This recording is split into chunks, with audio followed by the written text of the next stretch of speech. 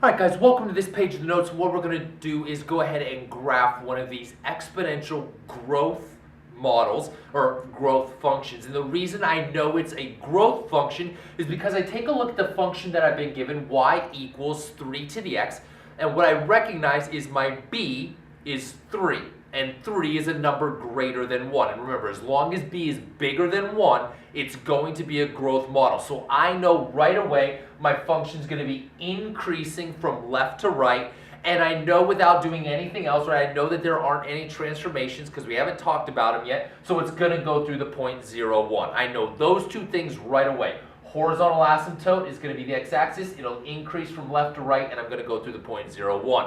I haven't even done any algebra yet, and I already have a really good idea of what this graph is going to look like. Now, what we're going to do is go ahead and pick a couple of x values to plug into a chart. This will be the fastest way to do these. Get yourself 3 or 4 good points to plot, and then you just sketch a curve through the points. Now, you're going to use your calculator to do these, and on your calculator, it's really very simple. You guys will have an exponent button. It'll look like a little sort of up arrow on your graphing calculator. In fact, even your scientific calculators, your exponent button. And all you have to do is just do 3 raised to whatever value of x you choose. I'm going to go ahead for this one. I'm going to start at -3, -2, -1, 0, 1, 2, and 3. I'm going to choose those values of x as my domain values that I'll plug into the function. So here we go. I go and plug a -3 in for x. I get 3 to the -3rd power. And what I wind up with is 0.037, which is approximately, not approximately, which is equal to 1/27. Now, of course, I'll graph the decimal. The decimal will be a little bit easier to graph, and that's a really, really tiny number, so actually I probably won't graph that one. I don't know how accurately I can graph that. My next one is going to be -2, so I plug a -2 in, and what we wind up with is a 0.11 repeating. So 0.11 repeating, which is essentially 1/9. 0.11, again, still a very, very small number, but I think I could probably about get 0.1 on my graph. It doesn't have to be perfect. You're freehanding these graphs, so that's okay.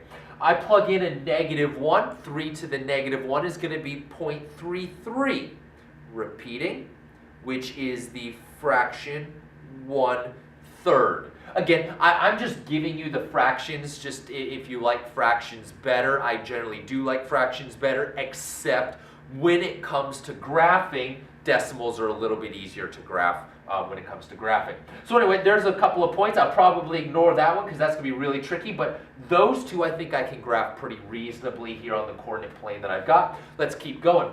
3 to the 0 power, well, anything to the 0 power is 1, and there it is right there, that point that I told you would show up every single time as long as there's no transformations, the 0.01, there it is. I plug in a 1 for x. Well, 3 to the 1st power, of course, is just 3. And then I plug in a 2. 3 to the 2nd power is 9. 3 to the 3rd power is 27. That one's going to be too big to graph on the coordinate plane. It only goes to a +10, and that's a +27, so that's way up here somewhere. That won't fit. This one's a little bit too small, but I think everything else in between there I can go ahead and graph. So let's do it. I'll do it in red. I go through the 0.01. I go through the 0.1329. I go through the -1.3, which will be probably right about there somewhere, -2.1, right about there somewhere. And here's what I want you to do. We said we know, because it's an exponential function where b is greater than 1, I know the x-axis has to be a horizontal asymptote. So it's a line that I get very, very close to but never touch. Now, because you're freehanding these graphs, if you touch the x-axis, I'm not going to freak out. But do not cross a horizontal asymptote, all right? If your line dips below the x-axis, you've graphed it wrong, all right? So technically, it's not supposed to touch the x-axis. If it does, I'm not going to go crazy, but definitely do not go below the x-axis. You cannot cross a horizontal asymptote. I know it's going to increase from left to right. It's got to go through the 0.01, which I found. And so my graph is gonna look something like that.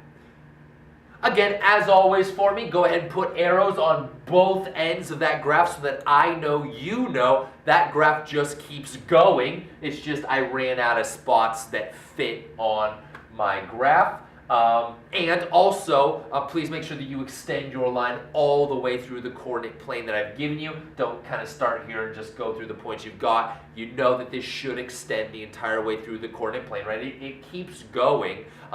You've just drawn as much of it as you can on the coordinate plane that I've given you. All right, head on over to the next page of the notes and we'll try, actually, I'm sorry, I apologize. Before we jump on to the next one, I asked you to state the domain and range. Let's do that.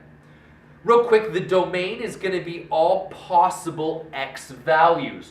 Well, for an exponential function, the domain will always, every single time, even regardless of transformations, the domain will always be all real numbers.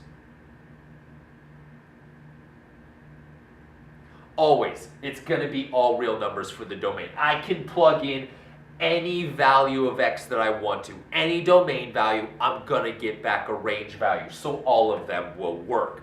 It's the range, though, for these exponential functions that's going to change for us.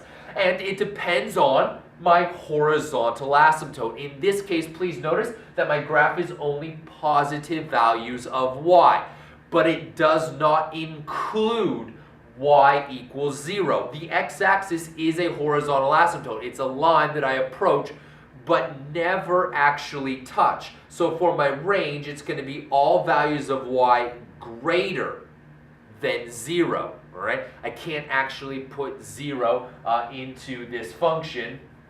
It's a horizontal asymptote.